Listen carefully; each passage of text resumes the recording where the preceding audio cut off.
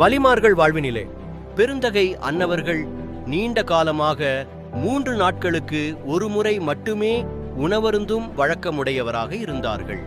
ஒரு தடவை அன்னவர்கள் பாலைவனத்திலே பயணம் மேற்கொண்டார்கள். 3 நாட்களாக உணவு உண்ணாததனால் பசியின் காரணமாக களைத்துப் போனார்கள்.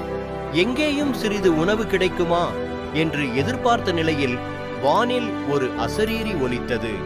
நீர் உன்னுடைய இழிந்த ஆசையை நிறைவு செய்யவல்ல உணவை விரும்புகிறீர்களா, அல்லது உணவின்றியே உம்முடைய பலவீனத்தை வென்று நிற்கும் ஆற்றலை விரும்புகிறீரா என்று அந்த அசரீரி கம்பீரமாக கேட்க, அப்பொழுது பெருந்தகை அன்னவர்கள் சொன்னார்கள், இறைவா, என்னுடைய பலவீனத்தை வென்று நிற்கும் ஆற்றலை எனக்கு தந்தருள்வாயாக என்று கேட்க, அதன்பின் பெருந்தகை அன்னவர்கள் 12 மன்சில் தொலைவு நடந்து சென்றார்கள். அப்படி நடந்தும் சிறிது களைப்பு இழைப்போ அவர்களுக்கு ஏற்படவில்லை.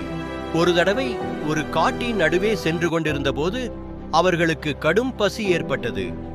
அப்பொழுது சற்று தொலைவில் ஒரு சிறிய ஊர் தென்பட்டது. அதை கண்டு மகிழ்ச்சியற்ற அவர்கள் நடையை துரிதப்படுத்தினார்கள். அப்பொழுது அவர்களுடைய உள்மனம் உரைத்தது என்ன, நீ இவர்களை நம்பியா உள்ளாய் என்று கேட்க, அதன் உண்மை தன்மையை உணர்ந்து கொண்ட அவர்கள், அடுத்த கணம் நான் அந்த ஊருக்குள் பிறர் வந்து என்னை அழைத்துச் சென்றாள் ஒழிய நானாக நுழைவதில்லை என்று உறுதியேற்று தாங்கள் நெஞ்சுவரை ஆழமாக குழி தோண்டி அதில் இறங்கி மண்ணால் மூடிக்கொண்டு அதில் நின்று கொண்டிருந்தார்கள்.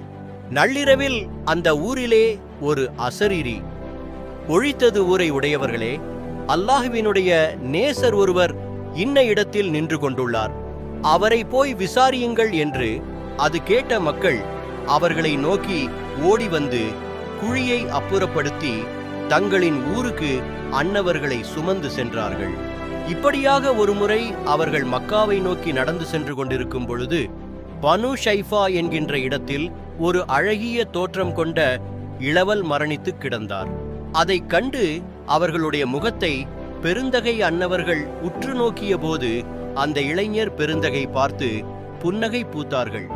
புன்னகை பூத்துவிட்டு சொன்னார்கள், இறைநேசரே, அல்லாஹ்வினுடைய நல்லடியார்கள் இறந்த போதிலும் அவர்கள் உயிரோடுதான் இருக்கிறார்கள் என்பதை நீர் அறிய மாட்டீரா என்று. அவர்கள் ஒரு வீட்டிலிருந்து மறு வீட்டிற்கு செல்கிறார்கள், அன்றி வேறில்லை என்று கூறிவிட்டு வாயையும் கண்ணையும் இறுக மூடிக்கொண்டார்.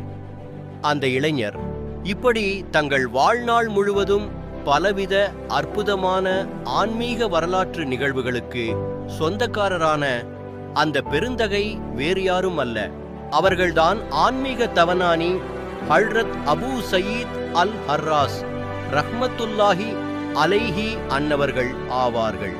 தொடரும் இன்ஷா அல்லாஹ்.